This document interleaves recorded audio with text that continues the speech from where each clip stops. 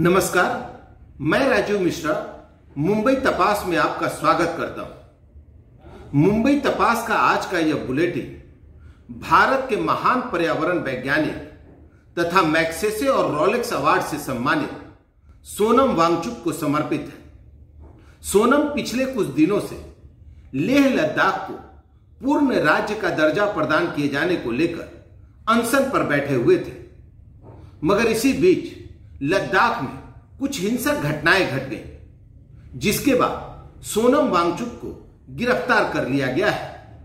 सबसे आश्चर्य की बात यह है कि सोनम वांगचुक जैसे महान व्यक्ति पर देशद्रोह का मुकदमा दर्ज किया गया है। सोनम वांगचुक की इस गिरफ्तारी से देश के आम नागरिकों में भारी आक्रोश देखा जा रहा है। विशेषकर सामाजिक क्षेत्र से जुड़े लोग सरकार के इस कदम की जमकर आलोचना करते नजर आ रहे हैं। आइए हम आपको सबसे पहले वह वीडियो दिखाते हैं जो सोनम वांगचुक ने अपनी गिरफ्तारी से कुछ ही घंटे पहले जारी की थी। और तोड़ फोड़ होने लगी, कई कार्यालयों को तोड़ा गया, आग लगा दी गई और गाड़ियों को पुलिस के आग लगा दी गई। इससे पहले मैं आपको ये बताऊं कि कल यहाँ पर जो 35 दिन के अनशन पे बैठे थे, उनमें से 2 लोग अस्पताल में उन्हें ले जाना पड़ा बहुत गंभीर स्थिति में। इससे लोगों में बहुत रोष जागा और आज पूरे लेह में बंद की घोषणा की गई और फिर युवा पीढ़ी हजारों की संख्या में बाहर आ गए। कुछ लोग सोचते हैं कि ये हमारे समर्थक थे।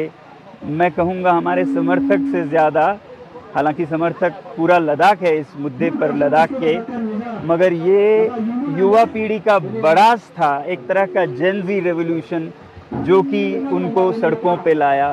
5 सालों से वो बेरोजगार हैं, एक के बाद एक बहाने करके उन्हें नौकरियों से बाहर रखा जा रहा है और फिर लद्दाख को संरक्षण नहीं दे रहे हैं। मैं हमेशा बोलता आया हूँ कि ये नुस्खा है समाज में अनरेस्ट का, सोशल अनरेस्ट का, कि आप बिना काम काज के युवा को रखें और उनके जो लोकतांत्रिक अधिकार हैं उनको भी छीन लें ना। आज यहाँ पर कोई लोकतंत्र का मंच नहीं है और 6वां शेड्यूल जिसकी घोषणा की थी, वचन दिया था, वो भी नहीं माना गया। फिलहाल मैं इनमें नहीं जाना चाहूँगा। मैं अपील करता हूँ लद्दाख के युवा पीढ़ी से कि वो जो भी हो इस रास्ते पर न चलें, हिंसा के रास्ते पर।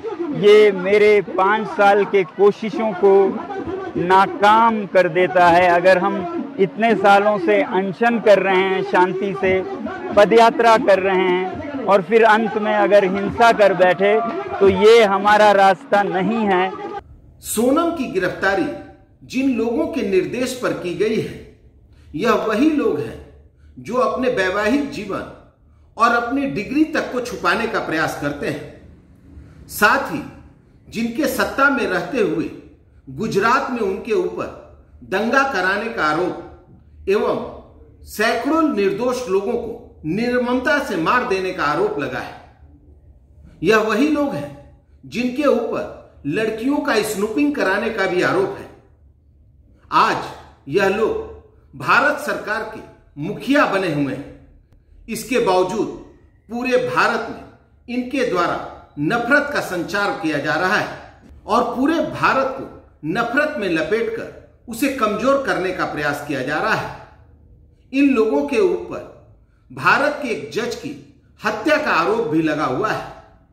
अब आप स्वयं समझिए कि ऐसे घटिया लोगों को यह नैतिक बल कहां से मिला कि वह सोनम जैसे लोगों पर देशद्रोह का आरोप लगाकर उसे गिरफ्तार करने का साहस दिखा रहे हैं।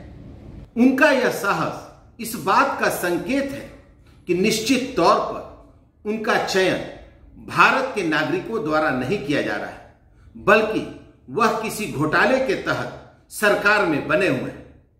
वरना भारत के नागरिकों द्वारा जिनको सरकार के लिए चुना जाता, उस सरकार की इतनी हिम्मत नहीं होती कि वह सोनम जैसे लोगों को गिरफ्तार कर सके। अब सवाल यह उठता है कि क्या इस सरकार की तानाशाही इसी प्रकार भारत के नागरिक बर्दाश्त करते रहेंगे या फिर इस सरकार के खिलाफ एक जनाक्रोश भी उबलेगा और इस सरकार को गद्दी छोड़ने के लिए मजबूर करेगा। तो आज की बुलेटिन में बस इतना ही। अब मुझे दीजिए इजाजत। नमस्कार।